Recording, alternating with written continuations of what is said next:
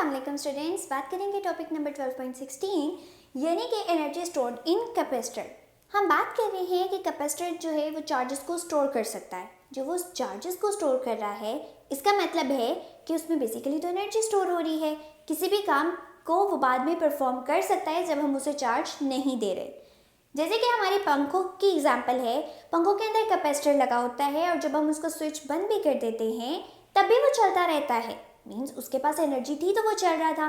क्यों चल रहा था? क्योंकि उसमें कैपेसिटर था। कैपेसिटर क्या करता है? चार्जेस को स्टोर करता है। इट मीन्स कि उसके अंदर जब एनर्जी स्टोर हो चुकी है तो हम उससे डिफरेंट तरह के काम ले सकते हैं। अब सवाल ये है कि कितनी एनर्जी स्टोर हुई है और हम इसका कैसे पता लगा सकते हैं। तो इसके लिए हम लोगों ने एक सर्किट को सिलेक्ट किया जिसकी कंस्ट्रक्शन कुछ इस तरह की है कि कैपेसिटर लिए, कैपेसिटर की कुछ ना कुछ कैपेसिटेंस थी, सो हमने उसको कंसीडर कर लिया। यहाँ पे ये आ चुका है। देन हमने कहा बैटरी को हम लोगों ने कंसीडर किया जो कोई ना कोई वोल्टेज प्रोवाइड कर रही है। इसके बाद हम लोगों ने डायग्राम को कंप्लीट किया किस तरह से कि कैपेसिटर लगाए, बैटरी लगाए। यहाँ पे एस जो है वो स्विच है कि अगर आप किसी भी पॉइंट पे चाहते हो कि हम लोग लाइक यहाँ पे कोई बल्ब लगा दें या कुछ भी, तो वो भी आप प्लेस करवा सकते हो ताकि बाद में जब आप चार्जेस नहीं भी दे रहे तो ये बल्ब ग्लो करता रहे। तो इसकी जगह हम कोई भी चीज़ लगा सकते हैं, अदरवाइज हम लोग यहाँ पे स्विच का निशान भी बना रहने दे सकते हैं। रेजिस्टर क्या करता है? रेजिस्टर बेसिकली आपके चार्जेस के फ्लो को ओपोज करता है, उसके अंदर मुखालफत पैदा करने की कोशिश करता है कि ऐसा ना हो एकदम से सारा चार्ज चला जाए और बाद में जो है वो हमारे लिए प्रॉब्लम हो कि कैपेसिटर सड़ सकते हैं। ठीक है, हम कहते हैं ना कैपेसिटर जल गया, क्यों? एकदम से चार्ज उसके पास पहुंच गए। तो चार्जेस को कंट्रोल करने के लिए यहाँ पे रेजिस्टर इस्तेमाल किया गया है। कंस्ट्रक्शन के बाद अब हम आते हैं एक्सप्लेनेशन पे जिसकी मदद से हम एनर्जी को फाइंड आउट कर सकेंगे जो एक कैपेसिटर स्टोर कर सकता है। सबसे पहले देखा कि जब अभी हमने बैटरी के साथ कनेक्ट नहीं किया हुआ था, इन प्लेट्स के ऊपर कोई चार्ज नहीं था और कोई डिफरेंस नहीं था, पोटेंशियल डिफरेंस। उस टाइम पे ये पोटेंशियल डिफरेंस ज़ीरो था। फिर क्या हुआ? ग्रेजुअली चार्जेस डिपॉजिट होना शुरू हुए, आहिस्ता आहिस्ता चार्जेस इस प्लेट के ऊपर आते गए और तब तक आएंगे जब तक लेट सपोज अगर हमारे पास यहाँ पे V पोटेंशियल डिफरेंस है, जितना यहाँ पे उतना जब तक यहाँ पे नहीं होगा चार्जेस आते जाएंगे। इसकी मिसाल इसी तरह से है कि ग्लास का लेवल अगर यहाँ तक है तो हम यहीं तक पानी को भर सकते हैं। अगर हमने अभी इतना पानी भरा है तो अभी गुंजाइश है, मज़ीद हम पानी डाल सकते हैं। लेकिन जैसे ये लेवल आ जाएगा इसके बाद हम जो पानी डालेंगे वो घिर जाएगा। इसी तरह से जितना पोटेंशियल डिफरेंस यहाँ है उतना क्रिएट नहीं होगा तब तक चार्जेस स्टोर होते रहेंगे। तो पोटेंशियल डिफरेंस पहले जब बैटरी कनेक्ट नहीं की गई थी ज़ीरो था और बैटरी कनेक्ट करने के बाद पोटेंशियल डिफरेंस V हो चुका है। इसका मतलब है कि अब कोई ना कोई एवरेज आ रही है। एवरेज किस तरह से आएगी कि हमने देखा जब इनिशियली कोई चीज़ अटैच नहीं की गई थी पोटेंशियल ज़ीरो था, फिर आहिस्ता आहिस्ता इतना बढ़ा कि वो V तक पहुंच गया।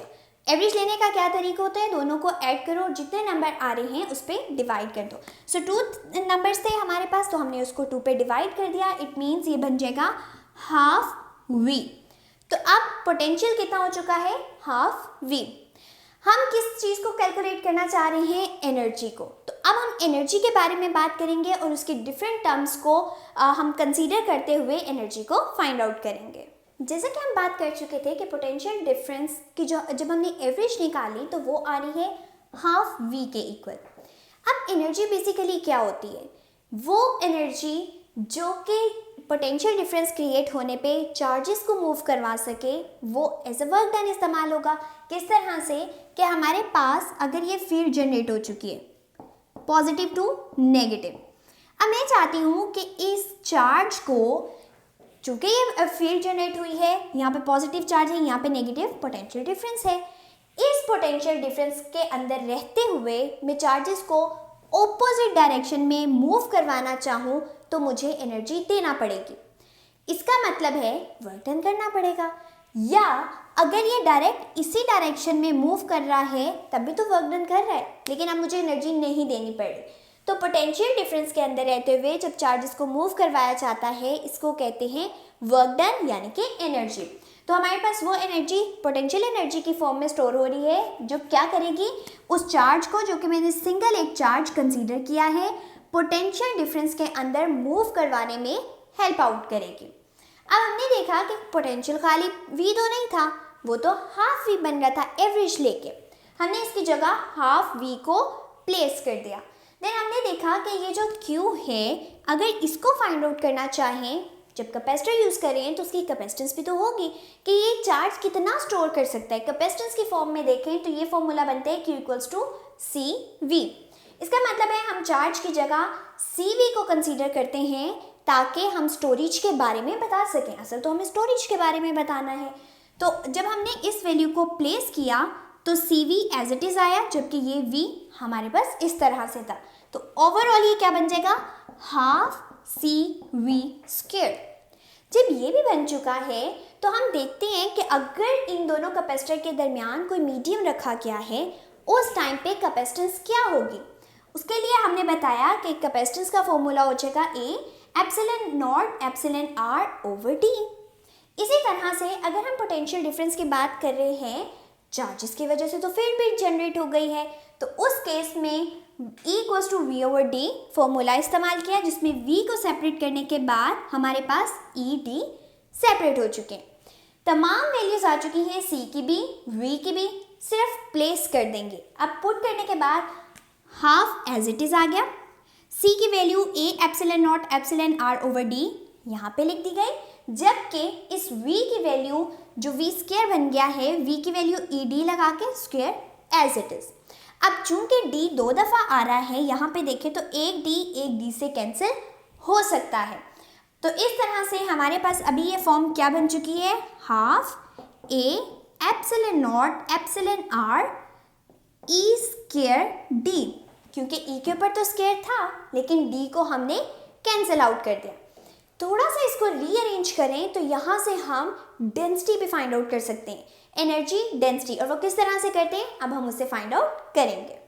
सो जैसे कि हम लोगों ने एनर्जी को फाइंड आउट कर लिया था, half epsilon not epsilon R E square A D. अब हम लोगों ने ए को सेपरेट कर लिया है इस वजह से क्योंकि ए और डी दोनों को अगर हम यूनिट वाइज देखें तो यहाँ पे बनता है एरिया का मीटर स्क्वायर, जबकि डी का मीटर।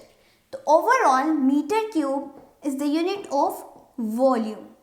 सो हमने क्या लिखा कि ए डी वॉल्यूम भी हो सकता है। अगर ये वॉल्यूम है तो हम इसकी एनर्जी डेंसिटी भी कैलकुलेट कर सकते हैं, और एनर्जी डेंसिटी का फॉर्मूला है एनर्जी ओवर वॉल्यूम।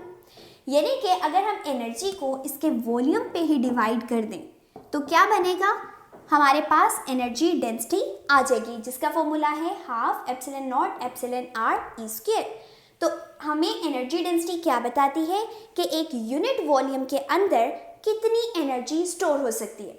अगर इसको रिलेट करें यहाँ पे तो ये पूरा हमारा एक कैपेसिटर है, ये प्लेट्स हैं उसकी, और हर एक यूनिट वॉल्यूम के अंदर इतनी एनर्जी को स्टोर इजीली करवाया जा सकता है। सो ये था हमारा टॉपिक जिसमें हमने स्टडी किया कि एनर्जी किस तरह से स्टोर होती है किसी भी एक कैपेसिटर के अंदर।